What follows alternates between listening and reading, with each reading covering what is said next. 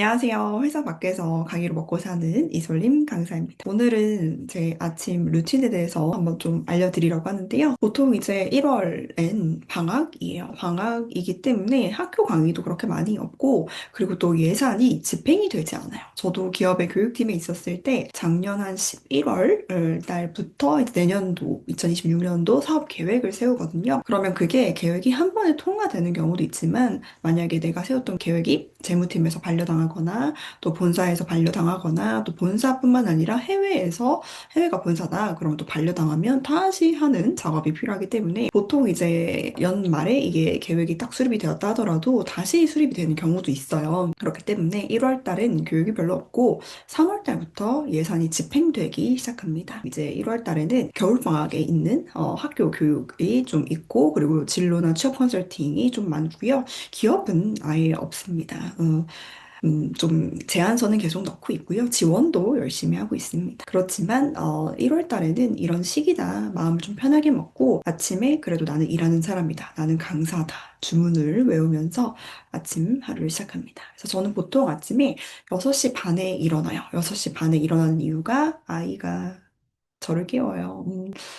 결혼하기 전에, 뭐 결혼하고 나서도 애기 없을 때는 진짜 부끄럽지만 주말에 오전이 없었어요. 오전이 없는 사람이다, 나는. 항상 그걸 말하고 다닐 정도로 한 오후 1시, 뭐 2시 막 이렇게 일어나서 아침을 시작했던 사람인데 아기가 태어나니까 그게 안 돼요. 6시 반? 4시에 일어날 때도 있어요. 그럼 다시 재우죠. 아직 빠방이들 자고 있다. 자동차들 자고 있으니 너도 자야 된다. 설득을 하면 지금은 알아들어요. 18개월인데 이해를 하더라고요. 그래서 지금은 다시 잡니다.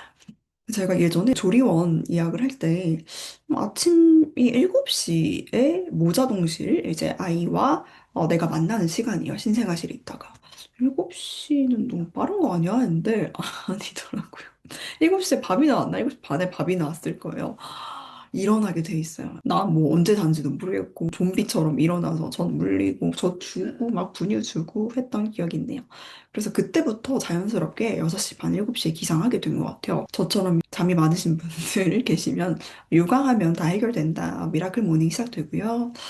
그래서 다시 돌아와서 저는 6시 반 일어나서 아이랑 좀 놀다가 기저귀 갈아주고 아침에 그 다음에 이제 7시 정도에 밥을 주고요. 밥은 제가 만드는 게 아니라 아빠가 만들어 놓으면 그걸 전자레인지 데펴서 먹여줍니다. 근데 요즘에는 먹여주는 것도 없어요. 자기가 수저랑 포크질 하기 때문에 그때 또 제 루틴이 시작되는 게 하나 있는데 이렇게 오롤리데이에서 나온 건데 아침에 루틴을 시작합니다. 어떤 걸 하냐면 아침에 이렇게 1월 달에 썼던 것도 보이죠? 1월 달이랑 오늘 이제 1월 14일인데 이렇게 썼던 내용들을 보여드릴게요. 그래서 어떤 걸 하냐면은 아침에 스트레칭을 합니다. 스트레칭 그리고 양치랑 세수 저랑 아들 시켜주고요. 그 다음에 물이랑 유산균 먹고 긍정확언 감사일기 아침일기 이렇게 썼다가 저녁일기도 추가를 했어요. 아침에 스트레칭은 막 30분 이렇게 절대 할 시간 없어요. 애기 놀아주고 밥 주고 등원 준비하면 시간 없거든요. 그래서 어떤 걸 하냐면은 아기 이유식 때울 때 1분 정도 시간이 있어요. 그래서 1분 동안 허리 건강에 좋은 이렇게 해가지고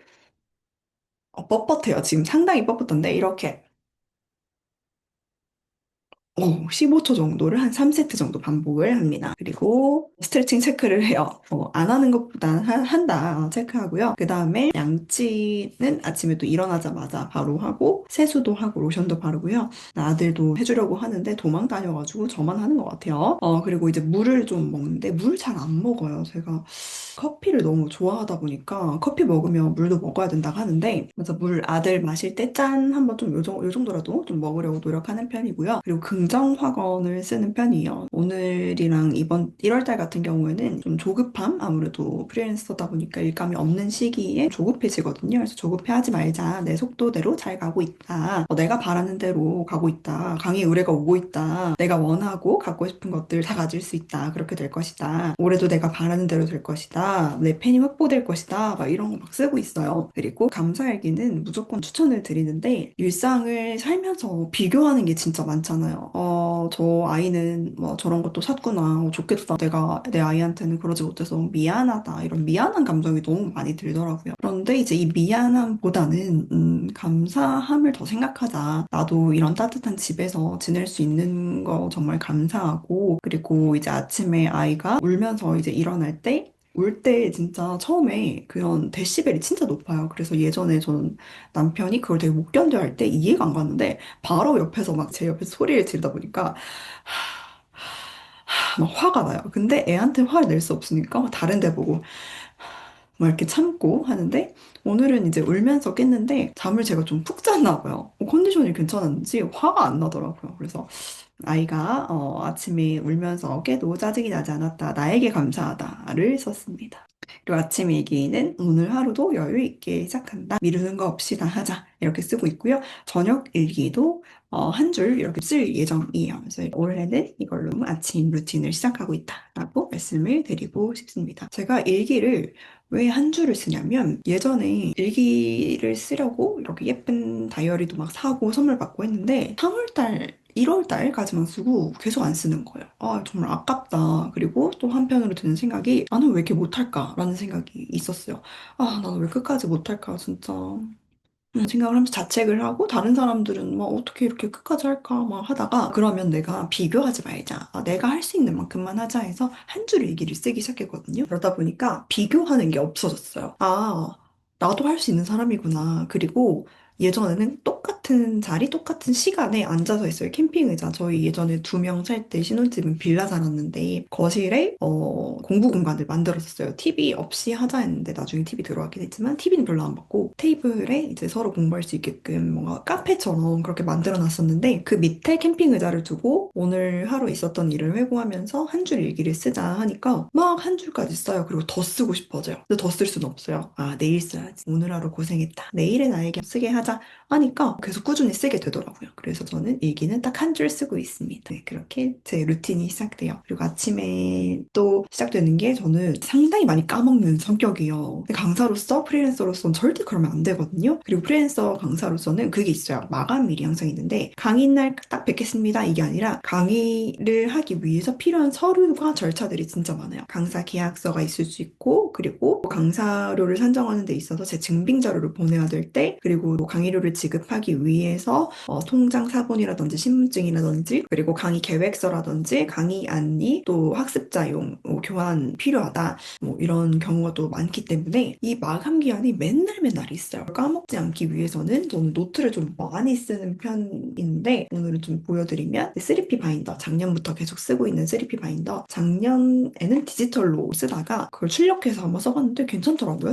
눈에 보이는 것 같아서 지금 이렇게 쓰고 있는 올해 1월이기 때문에 쓴 게 앞에 부분밖에 없어요. 시간의 흐름을 좀 볼 수 있고 내가 얼만큼의 시간을 어디에 쓰고 있는지도 보이고 아깝게 안 쓰는 것 같아요. 유튜브 뭐 쇼츠 보긴 하지만 빨리 끝내려고 하는 편이고요. 그리고 요건 진짜 추천해요. 요 프로젝트 다이어리인데 회사 다닐 때부터 업무 노트들이 굉장히 많이 있었어요. 그런데 그때는 그냥 할 일 하고 더더더더더더더더 체크 체크 체크 이렇게 했지만 지금은 강의랑 프로젝트 컨설팅 단위로 다 돌아가거든요. 그렇기 때문에 계속 그거에 대해서 쓰다 보면 이건 뭐였지 이건 뭐였지 헷갈릴 수가 있어서 이거 같은 경우에는 진짜 좋아요. 하나의 프로젝트별로 쭉 쓸 수가 있거든요. 하나의 프로젝트 내가 뭘 해야 되는지 월화수목금에 그거를 볼 수가 있어서 저는 너무 추천하고요. 이것도 제가 세 번째 쓰는 거일 거예요. 더 썼나?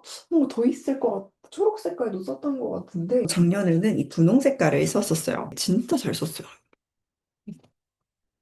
좀 더럽긴 하지만 강의 때도 요청이 많아요. 강사님은 어떻게 일과 육아를 병행을 잘 하시나요? 하는 질문들이 많아서 이걸 보여드리고 제품 알려드리고 판매하는 거 아니라고 말하고 이걸 찍어가라고 아예 제가 말씀을 드리거든요. 저는 강의, 그 다음에 제가 하는 사업, 그 다음에 여기 이제 제 개인적인 거나 뭐 아들에 대한 것들 이런 부분들을 이렇게 쓰고 있어요. 올해는 이걸로 제 일정을 관리할 예정입니다. 그리고 더 있나라고 봤을 때는 보라 색깔 또 있어요. 귀엽죠? 이거는 유튜브랑 개인적인 그런 성장을 담은 블로그나 유튜브, 인스타그램을 좀 적으려고 하는 부분인데 공부를 많이 해야 될 것 같긴 해요. 아직 부족한 게 많구나라는 걸 느끼고요. 오늘은 제가 아침에 일어나서부터 책상에 앉아서 제 일정을 어떻게 관리하는지 시작하는 그런 루틴을 한번 다뤄봤는데요. 오늘 할 일을 좀 쓰면서 오늘 집중해야 될 건 뭐고 안 해야 될 건 뭔지도 한번 점검을 해보는 그런 시간을 갖고 있습니다. 회사 같은 경우에는 이제 사람들이 옆에 있고 일하는 공간이다라는 거를 인식을 하게 되는데 집에서 일하는 그런 게 없어. 눈치를 볼 사람도 없고 그래서 나를 내가 스스로 관리하는 게 진짜 중요하다 생각하거든요. 그래서 저는 집에서도 그런 환경을 출근했다 퇴근했다라는 마음가짐을 주려고 하고 있고 그리고 예전에는 공유 오피스에서 근무를 했었어요. 거기서 일할 때 진짜 최고 매출을 찍었거든요. 아 진짜 이 효율이 장난 아니에요. 60만 원이었어요. 월 내가 내야 되는 임대료 빌리는 게 그거를 이제 커버를 해야 될 거 아니에요. 엄청 열심히 하게 되더라고요. 지금도 집값